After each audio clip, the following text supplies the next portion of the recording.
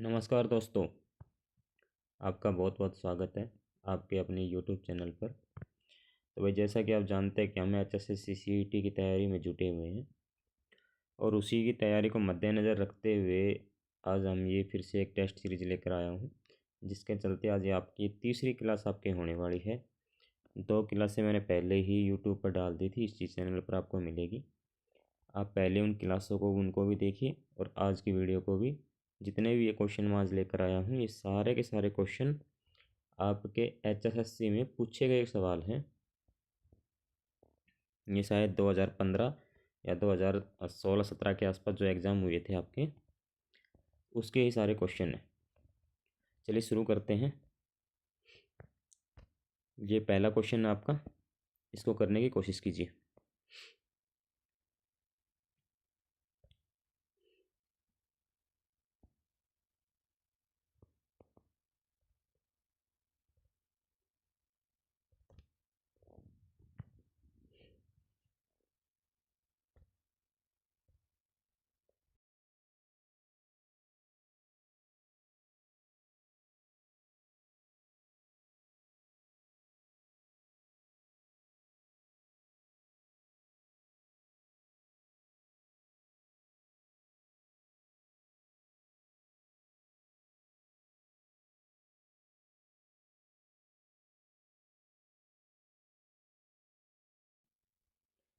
देखिए भाई, बहुत ही सिंपल सा क्वेश्चन था। क्वेश्चन आपसे कह रहा है कि इन सभी संख्याओं का, ये जो भी संख्या आपको दी हुई है, इन सभी संख्याओं का औसत ज्ञात करना है, एवरेज निकालना है। एवरेज का निकालने का एक बहुत पहले का एक तरीका है, जो ट्रेडिशनल मेथड जिसे बोलते हैं। आप क्या करेंगे, इन सभी संख्याओं को आपस में ऐड कर देंगे। 1 + 3 + 5 + 7 9 11 13 और 15। आप इन सभी संख्याओं को जोड़िए और जोड़कर जितनी भी ये संख्याएं हैं उतनी संख्याओं से आप भाग दे दीजिए। ये टोटल 8 संख्या है, मतलब इसको 8 से भाग दे दीजिए। ये आपका बहुत पुराना और सबसे ट्रेडिशनल मेथड है ये। जितनी भी ये संख्या हैं उस संख्या को आप 8 से भाग दे दीजिए। लेकिन इस तरीके से जब हम सवालों को करते हैं तो थोड़े से मतलब लेंथी से बनते हैं और अच्छे भी नहीं लगते, मतलब कि ऐसे जोड़ करना। तो उनके लिए एक तरीका होता है। देखिए, जब भी इन संख्याओं का जो गैप है ये आपस में जब इक्वल हो, ये देखो, एक एक के बाद 3, 3 के बाद 5, सभी में 2 2 का गैप आपको मिलेगा। इसका मतलब जो इस सीरीज़ का जो कॉमन डिफरेंस जो आ रहा है, जो डिफरेंस आपका मतलब बन रहा है, वो कॉमन डिफरेंस इक्वल है, वो बराबर है। कितना आ रहा है कॉमन डिफरेंस? सभी में 2 आ रहा है। तो ऐसी सिचुएशन में हम क्या करेंगे, जो लास्ट टर्म होगी उस टर्म को उठाएंगे और जो पहली टर्म होगी उस टर्म को उठाएंगे और इन दोनों टर्म को आपस में ऐड कर देंगे। मतलब 15 + 1, और इसको डिवाइड कर देंगे 2 से। 15 में 1 जोड़ेंगे और 2 से भाग दे देंगे। 15 में 1 जोड़ेंगे कितना आएगा? 16, और 16 को भाग देंगे 2 से। 16 को भाग देंगे, मेरा आंसर हो जाएगा 8। बहुत ही आसान सा सवाल था। पहला ऑप्शन कंडक्टर में, HSSC कंडक्टर में ये पूछा गया सवाल था। बहुत ही आसान सा सवाल है। अगर आपको इस तरीके से करना चाहो तो आप इस तरीके से कर सकते हो, या अगर इस तरीके से आप ना करना चाहो तो आप ऐसा कर सकते हैं कि इस सीरीज़ के जो बीच के नंबर बनेंगे उसको आप उठा लीजिए। मतलब जो पहला नंबर है 1, इसको काट दीजिए, लास्ट वाला काट दीजिए। ऐसे आप काटते आ जाइए और जब आप देखोगे तो आपको बीच में सिर्फ ये 2 नंबर मिल जाएंगे, एक 5 और एक 7। इस 7 और 9, 7 और 9, सॉरी माफ़ करना, 7 और 9, इन दोनों को जोड़ लो। 7 और 9 जोड़कर कितने बनता है? 16, और इस 16 को भी 2 से डिवाइड कर दीजिए। मेरा आंसर वापस से आ जाएगा 8। ठीक है भाई, चलिए आगे बढ़ते हैं। ये आपका अगला क्वेश्चन है, इसको कीजिए।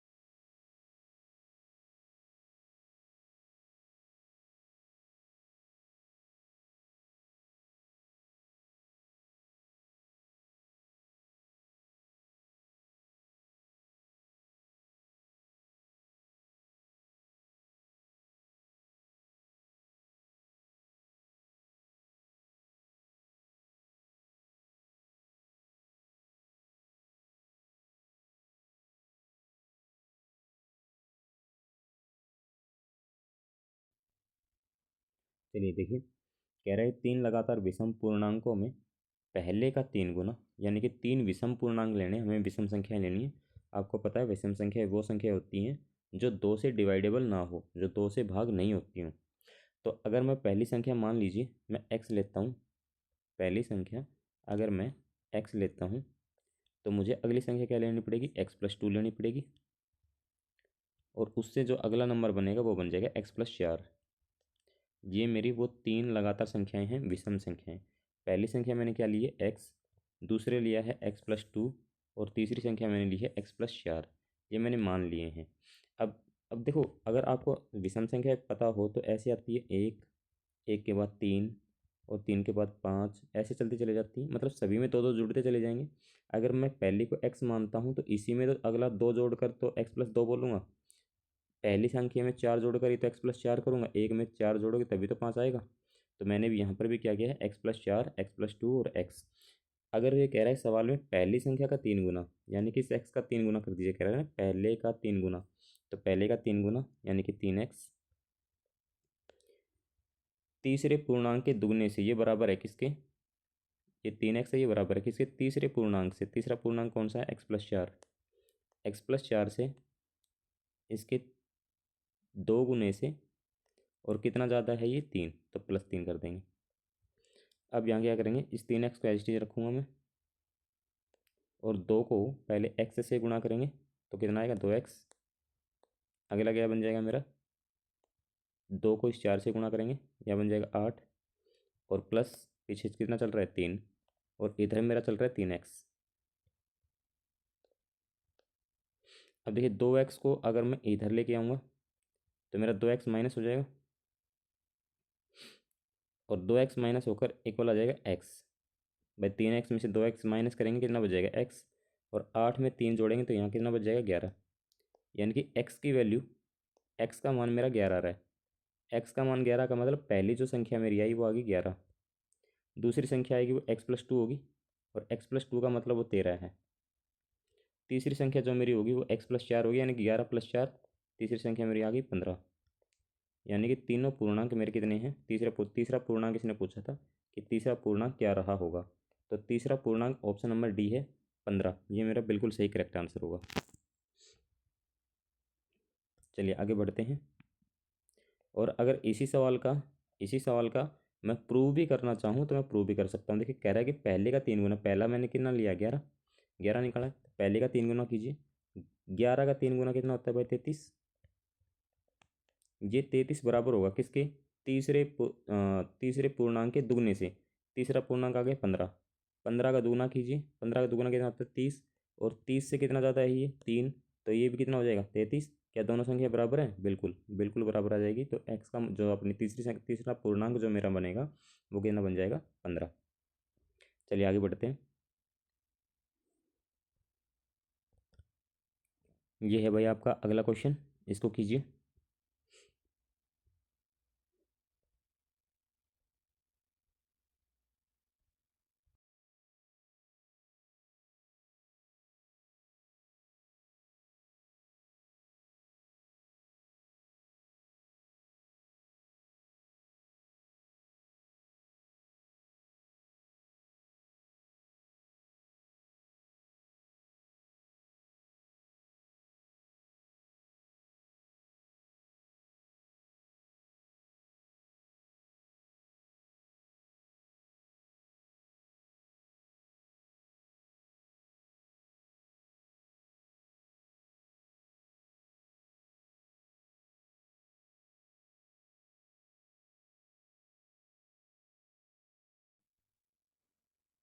देखो भाई कह रहा है कि 8 बच्चे, यानी कि 8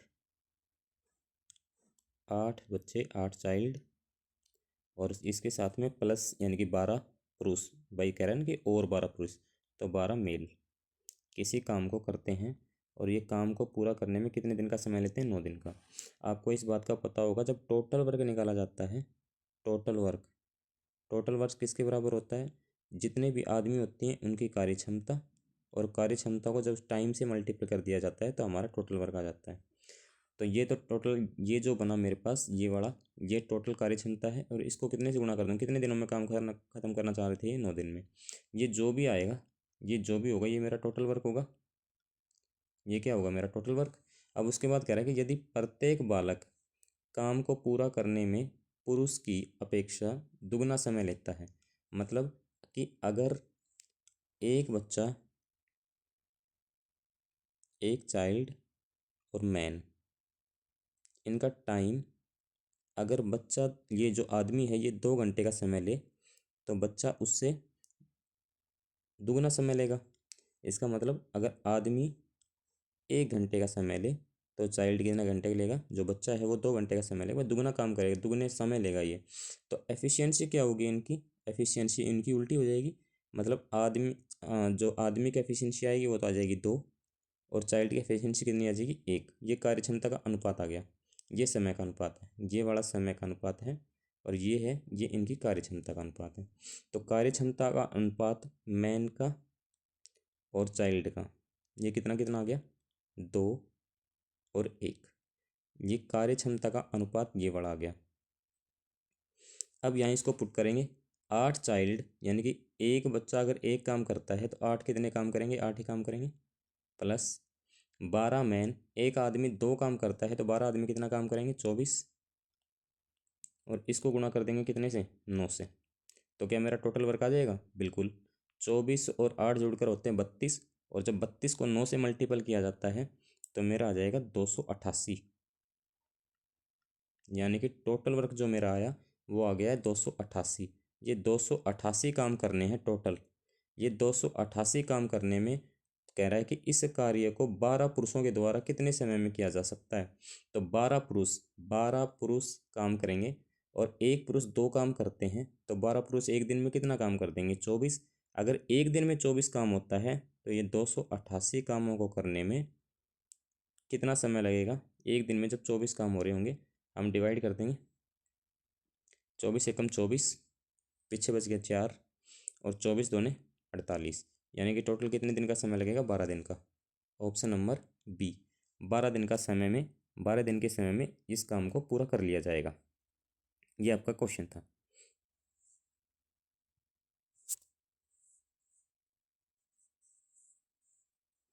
इस प्रकार के क्वेश्चन बार बार एग्जाम में पूछे जाते हैं। चलिए आगे बढ़ते हैं। अब देखिए, इस क्वेश्चन को देखिए और करने की कोशिश कीजिए।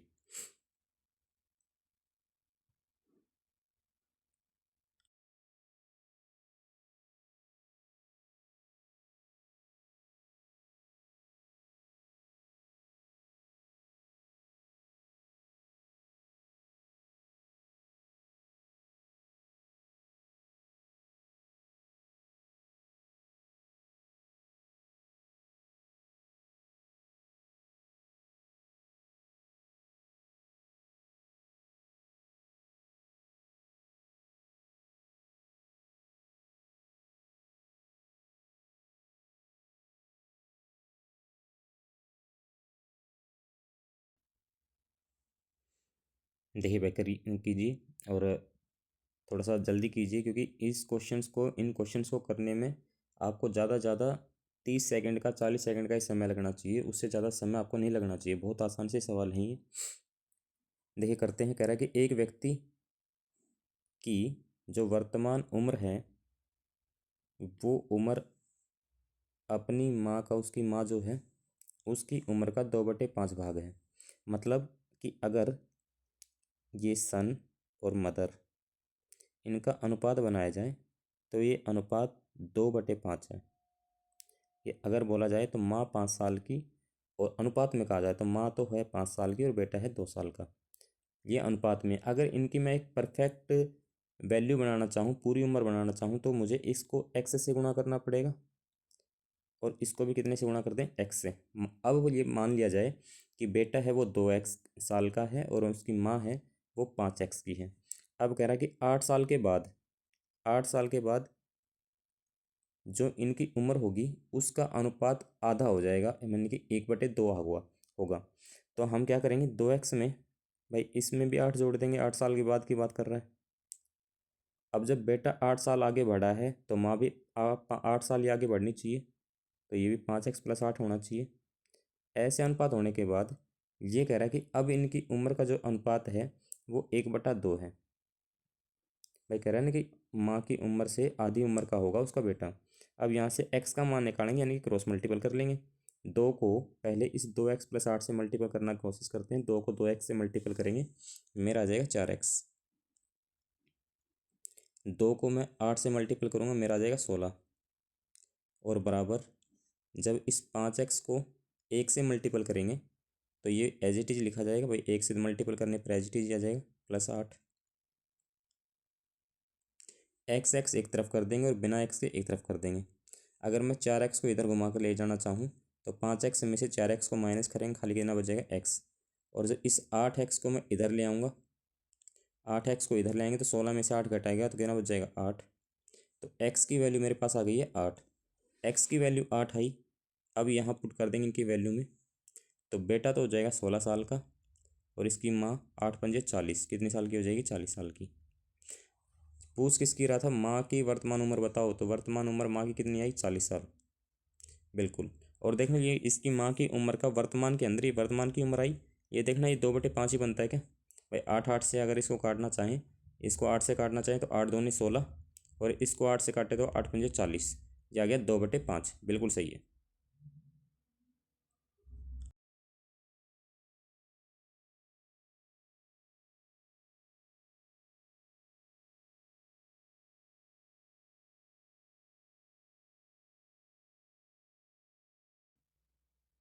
चलिए अब आगे बढ़ते हैं।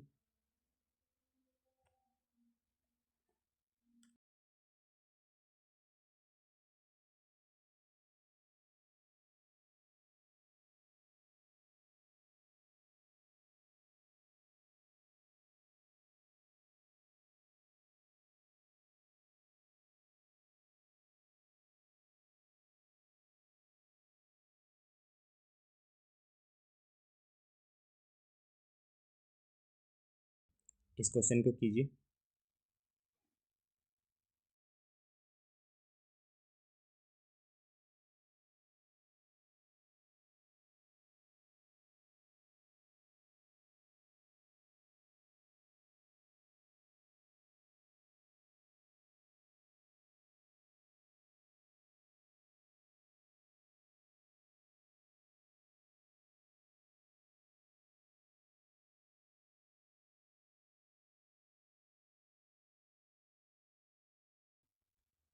चलिए देखिए भाई करते हैं। कह रहा है कि 4.2 और मल्टीपल 4.2 ये दो बार मल्टीपल है और इसके बाद घटा है। ओहो, यहाँ भी मल्टीपल आएगा भाई। ये 1.9 मल्टीपल 1.9 है। और उसके बाद वो लिख रहा है इसको डिवाइड कीजिए पूरे को 2.3 6.1 से, यानी कि 4.2 मल्टीपल कीजिए 4.2 से और उसमें से घटाकर 1.9 और मल्टीपल 1.9। और कह रहा है कि अब इस पूरे को डिवाइड कर दीजिए 2.3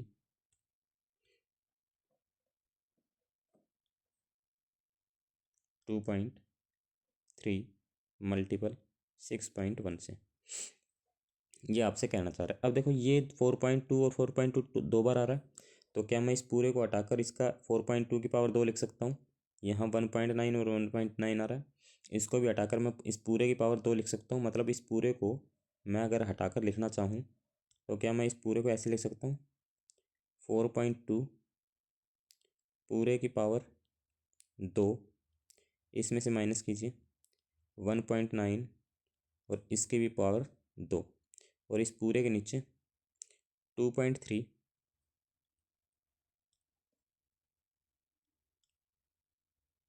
और गुणा 6.1। एक बात याद रखना, जब भी ऐसी सिचुएशन में हम आते हैं, आपको एक फॉर्मूला याद होना चाहिए, A² - B²। और A² - B² क्या होता है? ये होता है एक बार इनको दोनों को जोड़ लो और एक बार इन्हीं दोनों को घटा दीजिए। ये फॉर्मूला होता है भाई A² - B² का। देखो यहाँ भी आपको यही सिचुएशन दिखाई दे रही होगी। यदि इसको A माना जाए और इसको B माना जाए तो क्या A² - B² है? बिल्कुल, तो इनको एक बार आप जोड़ लीजिए और एक बार इनको घटा लीजिए। मतलब 4.2 में से 1.9 को एक बार जोड़ लीजिए और इनको इसको एक बार ही घटा दीजिए। तो 4.2 में एक बार तो हम ऐड कर देंगे किसको, 1.9 को, और एक बार 4.2 में से 1.9 को मैं माइनस कर दूंगा, और इसके नीचे पूरा चल रहा है 2.3 मल्टीपल 6.1, 2.3 मल्टीपल 6.1। आगे देखिए, अगर आगे देखें तो 4.2 में जब 1.9 को ऐड किया जाएगा तो मेरा बन जाएगा 6.1 मल्टीपल 4.2 में से मैं 1.9 को माइनस करूँगा तो मेरा आ जाएगा 2.3, और इस पूरे के नीचे क्या है, 2.3 मल्टीपल 6.1। क्या मैं 6.1 से 6.1 कैंसिल कर सकता हूँ, और 2.3 में से 2.3 भी कैंसिल आउट हो सकता है, तो खाली मेरा कितना बच जाएगा, एक। यानी कि पूरा कैंसिल आउट हो गया, पूरा पूरा भाग हो गया, तो कितना आ गया, एक। ऑप्शन नंबर बी इस क्वेश्चन का बिल्कुल सही और करेक्ट आंसर है। चलिए आगे बढ़ते हैं, कीजिए इस क्वेश्चन को कीजिए।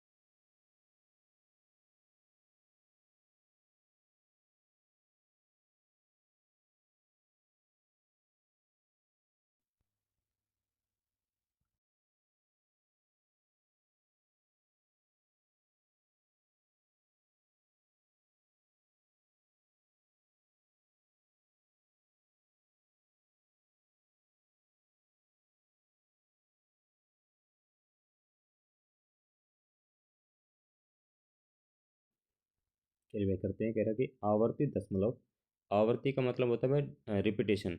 दशमलव दे रखी है आपको 0.125 125 और फिर ये ऐसे चलती चली जाएगी ये टर्म।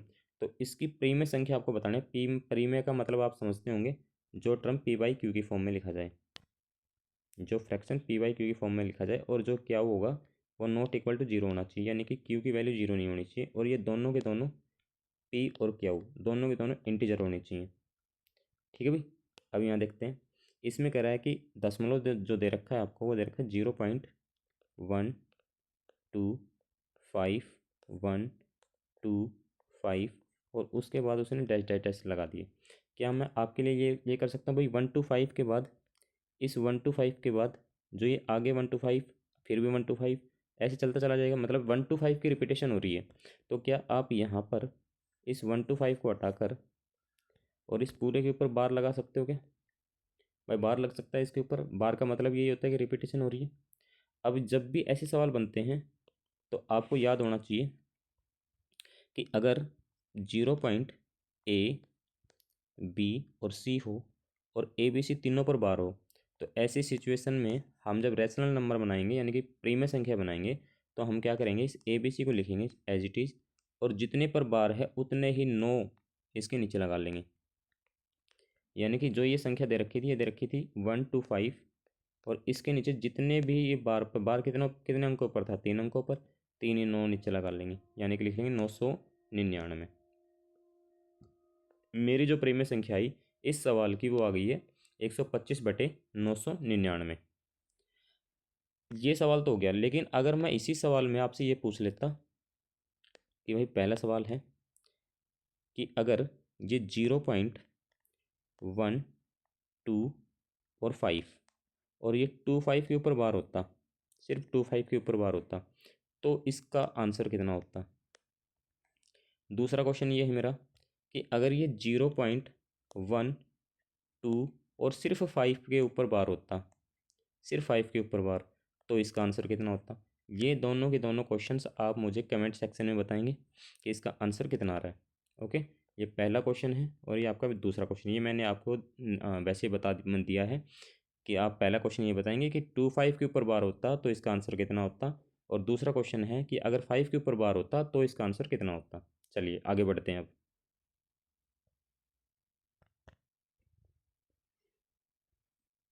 करिए इस क्वेश्चन कीजिए।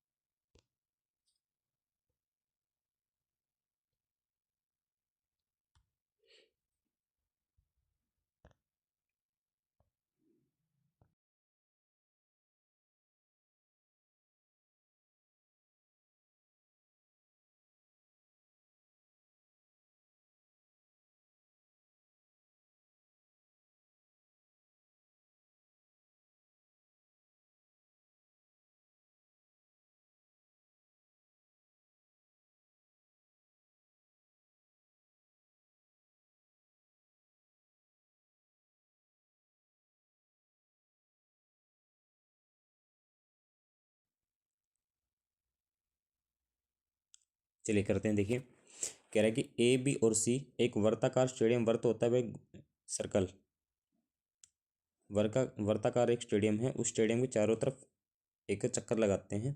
ये एक ही दिशा में दौड़ना शुरू करते हैं, मतलब अगर मान लो ये इस दिशा में चल रहे हैं सारे, तो इसी दिशा में चलते चले जाएंगे तीनों। कह रहा है कि तीनों ने एक ही दिशा में चलना शुरू किया और एक ही समय पर दौड़ना शुरू करते हैं। ए ने अपना चक्कर 252 सेकंड में पूरा करता है, जबकि जो बी है, ये बी है भाई यहाँ पर, ये बी है, जबकि बी 308 सेकंड में और सी है 198 सेकंड में। सभी ने एक ही बिंदु से दौड़ना शुरू किया है, तो बताइए कितने समय के बाद वे वापस इसी बिंदु पर वापस होंगे, प्रारंभिक बिंदु पर वापस आ जाएंगे। अब इस क्वेश्चन को देखिए, क्या आपको ये लगता है कि भाई इसकी डिस्टेंस चाहिए, और डिस्टेंस निकालने के लिए मुझे इन तीनों का, भाई तीनों ने एक ही तो डिस्टेंस कवर किया होगा, उतना ही ए चक्कर काट कर आया होगा, पूरा एक चक्कर उतना ही ए ने पूरा किया होगा, उतना ही चक्कर बी ने लगाया होगा और उतना ही सी ने लगाया होगा, बस इनका टाइम अलग अलग है। तो हम क्या करेंगे, वो उस डिस्टेंस को निकालने के लिए इस 252 308, ये 252 308 और 198, इनका मैं एलसीएम ले लूँगा, वो एलसीएम एक ऐसी वैल्यू आएगी जो इन तीनों से डिवाइडेबल होगी, और जो एलसीएम की वैल्यू आएगी वो ही डिसाइड करेगी, मतलब वो एक यूनिट आ जाएगी। आप इस बात को ऐसे समझिए कि वो एक यूनिट आ जाएगी डिस्टेंस की। तो हम सबसे पहले ए का, जो ए ने 252 सेकंड का समय लिया है, इस 252 का के फैक्टर बना लेते हैं। एलसीएम लेना है तो 252 के फैक्टर क्या क्या हो सकते हैं भाई? 252 के फैक्टर हो सकते हैं आपके 2 गुना 2 गुना 3 गुना 3 और गुना 7, ये इसके फैक्टर बन सकते हैं। अगर कोई बच्चे किसी को नहीं बनाना आता है तो भाई इसको ऐसे करके हम बना सकते हैं 252। सबसे पहले इसको हम 2 से डिवाइड करेंगे, ये 126 आ जाएगा। फिर 2 से डिवाइड कर देंगे, बस जब तक 2 से डिवाइड हो रहा है तब तक 2 से कीजिए। फिर 63 आ जाएगा। अब ये 2 से तो नहीं होगा, 3 से डिवाइड होगा। 3 से डिवाइड होकर ये आपका 21 आ जाएगा, यहाँ 21 आ जाएगा आपका। फिर 3 से डिवाइड हो जाएगा, ये आ जाएगा 7, और फिर 7 से डिवाइड ही होगा, फिर आ जाएगा 1। जब तक 1 नहीं आता है तब तक हम इसको डिवाइड करते रहेंगे। ऐसे करके आप इसके फैक्टर बना सकते हैं। मैंने इस 252 के फैक्टर बना लिए, 2 गुना 2 गुना 3 गुना 3 और गुना 7। क्या मैं इसको और भी अच्छे तरीके से लिखना चाहूँ तो क्या मैं इसको ऐसे लिख सकता हूँ क्या, कि भाई 2 की पावर 2 और 3 की पावर 2। तो इस पूरे को हटाकर मैं अगर इस ऐसे लिख दूँ, 2 की पावर 2 गुना 3 3 की पावर 2, क्योंकि 2 बार आया था, और 7 7 एक बार ही था, तो यहाँ लिख लेते हैं 7 सिर्फ। इसके बाद जो बी है, बी ने टाइम लिया 308 सेकंड का, इसके भी ऐसे फैक्टर बनाएंगे हम।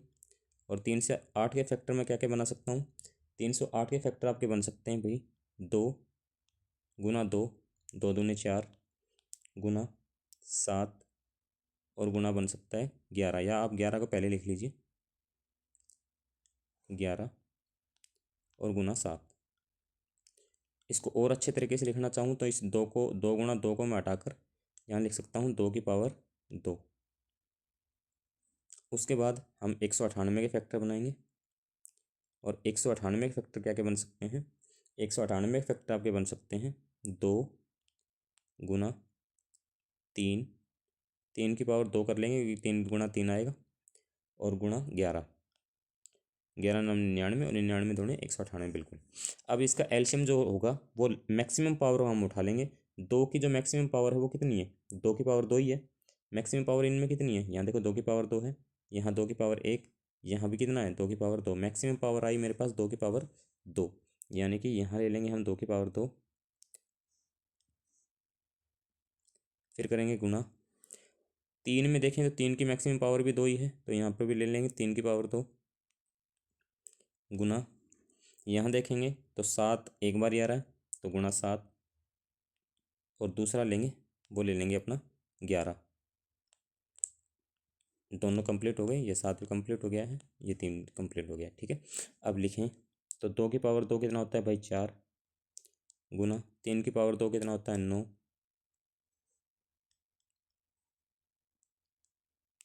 गुना 7 और गुना 11। जब इसका मल्टीपल करेंगे तो 11 7 77, और 77 को 36 से गुना करते हैं, तो भाई मेरा जो डिस्टेंस आना चाहिए वो आना चाहिए 2772, बिल्कुल 2772। ये मेरी डिस्टेंस आ चुकी है। इस डिस्टेंस को उन्होंने कवर किया है, और भाई जब मैं इसको मिनट, ये पूरा डिस्टेंस है और समय निकालना है, तो इसको मैं डिवाइड भी करूँगा कितने से? 60 से, और 60 से डिवाइड करेंगे तो मैं इसको ऐसे भी लिख सकता हूँ 2772,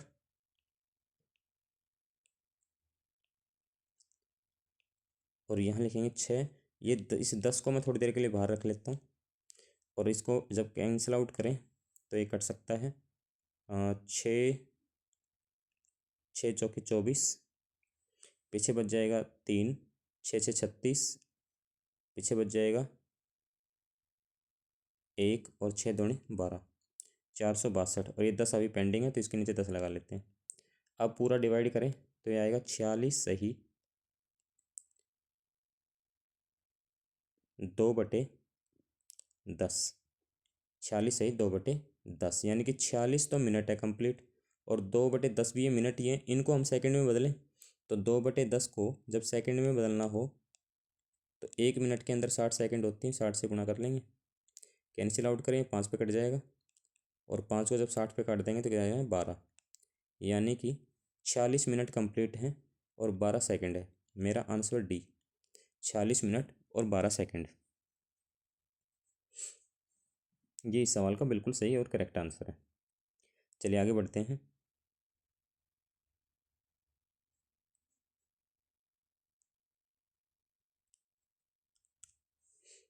इसको कीजिए। बिल्कुल ही फालतू सा और ना बराबर क्वेश्चन आपसे पूछ लिया है। कह रहा है कि 6/7 में से माइनस को कीजिए, माइनस कीजिए 3/4 को। चलिए इसको कर ही लेते हैं, बहुत ही आसान सा सवाल है। 6/7 और इसमें से माइनस करना है 3/4। एल्शियम ले लेंगे, 7 और 4 का एल्शियम कितना आ जाता है 28। जब हमने ऐसे मल्टीपल किया है तो क्रॉस मल्टीपल कर सकते हैं। 6 को 4 से मल्टीपल करेंगे कितना आएगा 24। 7 को 3 से मल्टीपल कर देंगे कितना आ जाएगा 21। 24 में से 21 घटाएंगे कितना बच जाएगा 3, और बटे कितना आ जाएगा 28। यानी कि जो आंसर आया वो मेरा आया 3/28।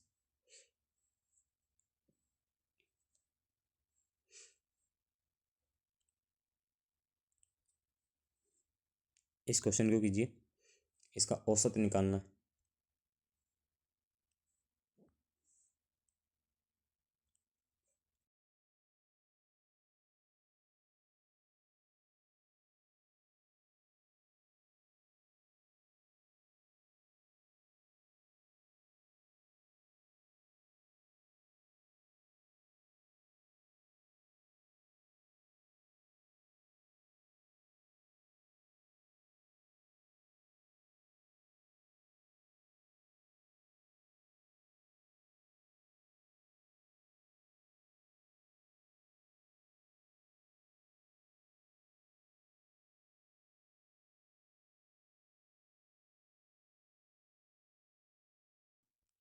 चलिए देखिए करते हैं। कह रहा है कि अगर ये जो 4 संख्याएं हैं आपके सामने हैं, इनका आपको औसत निकालना है। औसत के लिए आपको पता है सभी को जोड़कर और जितनी संख्या है उतने से भाग कर दीजिए। यानी कि 125 प्लस 857 प्लस 332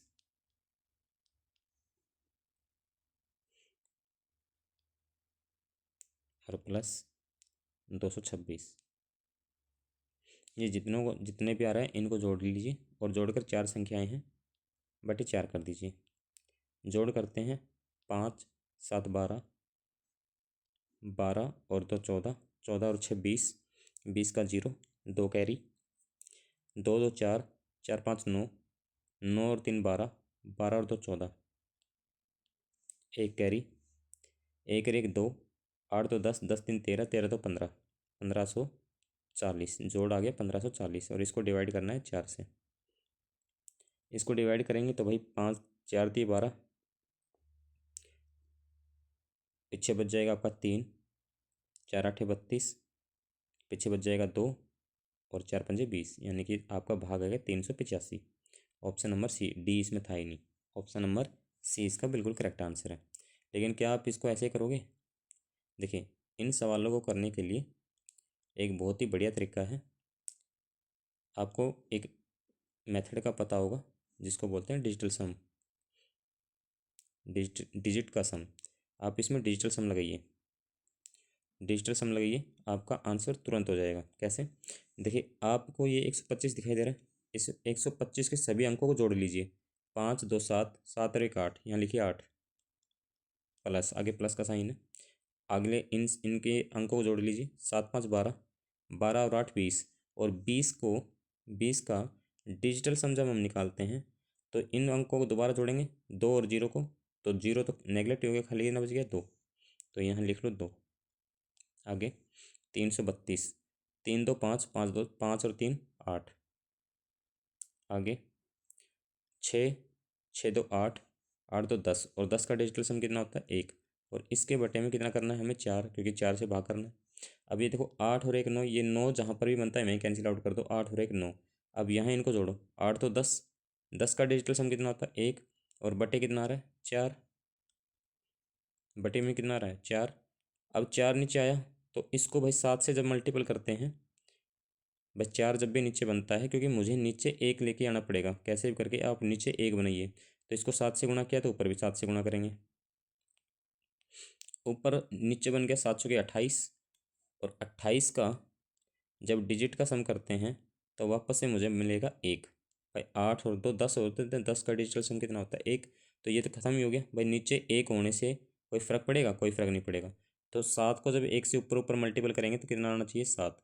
अब ऑप्शंस देखेंगे, और इन ऑप्शंस के अंदर जिसका भी डिजिटल सम 7 बनता है वही मेरा आंसर होगा। 6 और 3 9, ये देखिए कैंसिल हो गया, बच गया कितना 8, ये मेरा आंसर नहीं हो सकता। इसमें देखेंगे 8 4 12, 12 3 15, और 15 का डिजिटल सम होता है 6, ये भी मेरा आंसर नहीं हो सकता। लेकिन 385 के अंदर जब हम देखें 385, तो आप करोगे 8 3 11, और 11 और 5 16, और 16 का डिजिटल सम कितना आता है, 16 का डिजिटल सम कितना होता है भाई 7 ही होता है, 6 और 7 का। तो मेरा आंसर वापस से कितना जाएगा 385। चलिए, आप औसत के सवाल जब भी आए, प्रतिशत के सवाल आए, औसत के सवाल आए, या फिर कोई मुश्किल सी कैलकुलेशन आ जाए, तो उसमें आप डिजिटल सम को आराम से यूज़ कर सकते हैं। चलिए आगे बढ़ते हैं। अब इस क्वेश्चन को देखिए और करिए कीजिए।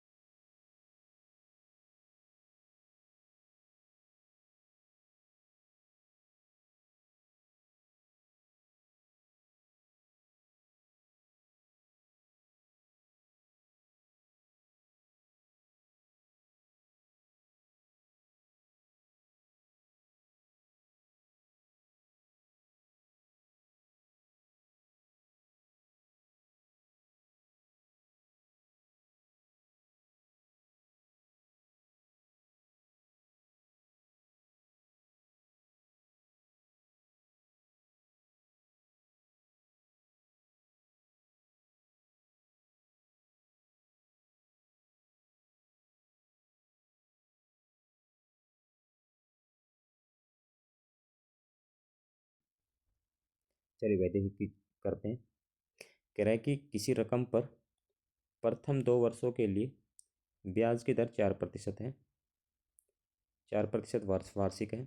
अगले 4 वर्षों की अवधि के लिए 6% वार्षिक है, तथा 6 वर्ष से ऊपर जब चले तो 8% वार्षिक उसकी ब्याज की दर है। यदि इस रकम के द्वारा 9 वर्ष की अवधि के लिए साधारण ब्याज 1120 रुपये हो तो वह मूलधन ज्ञात कीजिए। देखिए कह रहा है कि पहले 2 वर्षों के लिए इसकी रेट है वो भाई, 1 साल की रेट अगर 4% है तो 2 साल में रेट कितनी हो जाएगी इसकी 8%। कितनी हो जाएगी 8%। उसके बाद देखिए, उसके बाद कह रहा है कि अगले 4 वर्षों के लिए, यानी कि और अगर 4 वर्ष आगे बढ़ा जाए तो अब इसकी रेट परसेंट कितनी हो जाएगी 6%, यानी कि अब ये कितना हो जाएगा 24%। फिर कह रहा है कि अगर 6 वर्ष से ऊपर की अवधि के लिए, यहाँ देखो 6 वर्ष कंप्लीट हो चुके हैं, अब 6 वर्ष से जब ऊपर चलेगा तो अब इसकी रेट जो आएगी वो आएगी 8% की। और टोटल कह रहा है कि यह राशि यदि यह रकम 9 वर्ष की अवधि के लिए रहे, तो देखो 6 वर्ष तो यहाँ कंप्लीट हो चुके हैं, 2 और 4 6, ये तो कंप्लीट हो चुके हैं। अब 9 वर्ष के लिए लेके ये जो रकम है 9 वर्षों के लिए जमा रहेगी, जिसमें 6 वर्षों का हो चुका है। तो अब ये जो 8% है ये कितने साल के लिए जमा रहेंगे, सिर्फ 3 साल के लिए, और 3 साल के लिए रहेंगे तो इसकी भी रेट परसेंटेज कितनी आएगी 24%। अब टोटल जो ये रेट परसेंटेज आ गई, इस यही तो मेरा ब्याज है, ये टोटल ब्याज कितने परसेंट आ गया 24 24 48, और 48 और 6 48 और 8 सॉरी 56%। यानी कि जो ब्याज मिलेगा वो उस टोटल रकम का कितना परसेंट मिलेगा 56% ब्याज मिलेगा। लेकिन ब्याज वो कह रहा है कि ब्याज की राशि 1120 रुपये है, मतलब 56% की जो वैल्यू आपको मिल रही है वो आपको मिल रही है 1120। तो मुझे बता सकते हो कि 1% की कितना होगा, 1% के लिए कितना होगा बटे 56। और शुरुआत में वो पूछ रहा है वह धन ज्ञात करें, तो शुरुआत में जब भी प्रिंसिपल की बात होती है, प्रिंसिपल हमेशा 100% ही होता है। तो प्रिंसिपल 100% है तो 100% की वैल्यू निकालेंगे, 100% की वैल्यू निकाल देंगे, गुणा में कितना कर देंगे 100, कैंसिल आउट करें तो कैंसिल आउट में आपको पता है 56 एकम 56 और 56 दूने 112, ऊपर बन गया 20। और 20 को जब 100 से मल्टीपल करेंगे तो मेरा आंसर कितना आ जाएगा 2000। यानी कि जो इस सवाल के अंदर जो मूलधन आपसे पूछा गया था वो कितना आ गया 2000 रुपये। लेकिन अगर इसी सवाल में धन की बजाय वो मिश्र धन की बात करता है, यानी कि अमाउंट की बात करता है, टोटल अमाउंट बताओ, तो आपको ये बात समझ में आ रही होगी कि आपको अमाउंट के लिए पहले मूलधन निकालने की आवश्यकता नहीं है। बच्चे क्या करते हैं सभी कि पहले मूलधन निकालेंगे और फिर उसमें जो ब्याज दे रखा है उसको ऐड कर देंगे। क्या करते हैं आप, 2000 में 1120 को ऐड करते हो, भाई ब्याज 1120 रुपये था, इसको ऐड कर कर आप कितना बताते हो 3120 रुपये, आप ऐसे ही बताओगे।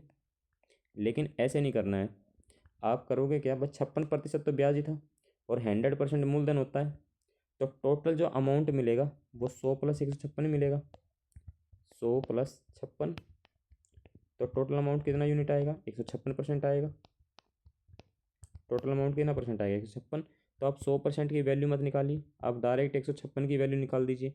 यानी कि अगर आपसे मूलधन ये मिश्रधन पूछ लेता तो आप जो ये 100 आपने मल्टीपल किया है इसकी जगह कितनी वैल्यू पुट करते 156, और 156 को जब 2 से मल्टीपल करते यानी कि 20 से मल्टीपल करते तो वापस से आपको मिलता 3120 रुपये। यानी कि आपको कभी भी जब भी ऐसे सवाल मिलते हैं तो आप टारगेट देखिए कि आपको पूछ क्या रखा है। यहाँ पर तो मूलधन पूछ रखा था तो हमने 100 की वैल्यू निकाल दी। अगर ये मिश्रधन पूछता तो हम डायरेक्ट 156% की वैल्यू निकालते हैं। अब 100% की वैल्यू में मत फंसा करो। अब बच्चे क्या करते हैं कि पहले 100% की वैल्यू निकालेंगे, फिर उसमें ब्याज को ऐड करेंगे, तब जाकर मिश्रधन बताएंगे। ऐसे नहीं करते हैं, आप डायरेक्ट वैल्यू निकालिए और इसका आंसर कीजिए। चलिए, तो भाई आज के ये क्वेश्चन थे कुछ जो मैंने आपको करवाए हैं। सारे क्वेश्चंस बहुत अच्छे अच्छे क्वेश्चंस थे, कुछ अच्छे भी थे, कुछ बिल्कुल ही जीरो लेवल भी थे, कुछ अच्छे क्वेश्चंस थे। इस क्वेश्चन में मैंने आपसे 2 सवाल पूछे, इन दोनों के आंसर आप मुझे ज़रूर बताएंगे। ये वाला सवाल बहुत अच्छा सवाल था, ये भी अच्छा था।